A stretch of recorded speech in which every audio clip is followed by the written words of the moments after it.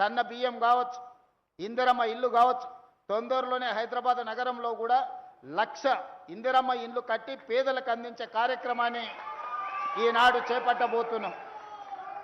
ఇప్పటి వరకు 4.5 లక్షల ఇండ్లు గ్రామీణ ప్రాంతాలలో కట్టినాం.